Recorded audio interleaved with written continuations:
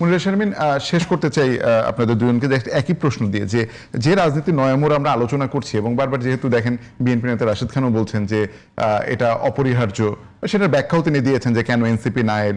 এই যে ঘুরে ফিরে আওয়ামী লীগ এবং মাত্র কয়দিন হলো, মানে 2024-এর 5 আগস্টের পরে কয়দিন হলো, এখনই যখন এই আলোচনা চলছে, আপনি কি মনে করেন যে রাজনৈতিক দলগুলোর এই মুহূর্তে আসলে এই ইস্যুতে ভূমিকা কি হওয়া উচিত? এই প্রশ্ন দুজনের কাছেই থাকবে, এটা দিয়ে শেষ করব। দেখেন, আমি প্রথমেই বলেছি যে এই একটা ইস্যু আসলে আমাদের সামনে ছিল যেটাতে আমাদের ঐক্য হওয়া সম্ভব ছিল, এবং এখানে আসলে অনৈক্য হওয়ার কোনো কারণ আমি দেখি না।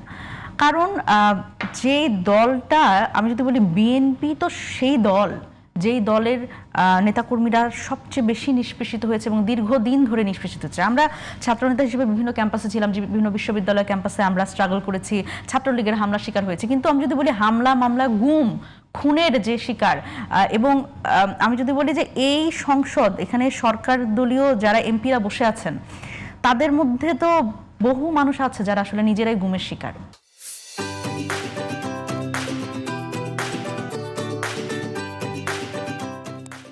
আমি যদি বলি মাননীয় স্বরাষ্ট্রমন্ত্রী থেকে শুরু করে তিনি নিজে, তারপরে হুমাম কাদের ভাই আছেন, তারপরে লুনা আপা আছেন, ইলিয়াস আলীর সহধর্মিনী। সুতরাং এই দলটি আসলে, এই দলটির মাধ্যমে যদি আওয়ামী লীগ কোনোভাবে আসলে পুনর্বাসন হয়, সেটা আসলে খুব বাংলাদেশের জন্য খুব ভালো বার্তা হবে না। এবং সেই জায়গা থেকে আমি মনে করি যে রাজনৈতিক দলগুলো, আমি সব দলের কথাই বলছি, যে অনেক দলের ক্ষেত্রেই আমরা কিন্তু এটা দেখি যে মানে মানে একেবারে 5 আগস্ট পরবর্তী সময় গণঅভ্যুত্থানের পরে ক্ষমা করে দিলাম, এই ধরনের বক্তব্য তো আমরা আসলে শুনেছি। সুতরাং এই ক্ষমা করার আসলে, মানে ক্ষমা করার আসলে কেউ, মানে এখানে মানে সরকার যদি বিএনপিও থাকে বা এখানে যদি জামায়াত ইসলামও হয় বা অন্য যে কোনো দল হয়, এখানে আপনারা ক্ষমা করার কেউ না।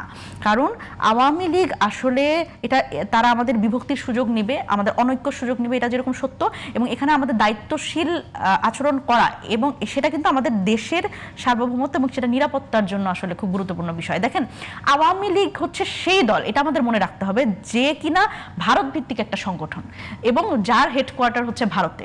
সুতরাং ভারত ভিত্তিক একটা সংগঠন আমার দেশের সিদ্ধান্ত কিভাবে নিবে? আপনি দেখেন যে ভারতের একটা করদ রাজ্য বানানোর জন্য বাংলাদেশকে যেই দলটি সবচেয়ে বেশি অ্যাডভোকেসি করেছে, সেটাই হচ্ছে আওয়ামী লীগ। এবং আমরা কিন্তু এটা, মানে এই বেগম জিয়ার যে বিএনপি, সেই বিএনপিতে আমরা দেখেছি তার আপোষহীনতার কথা।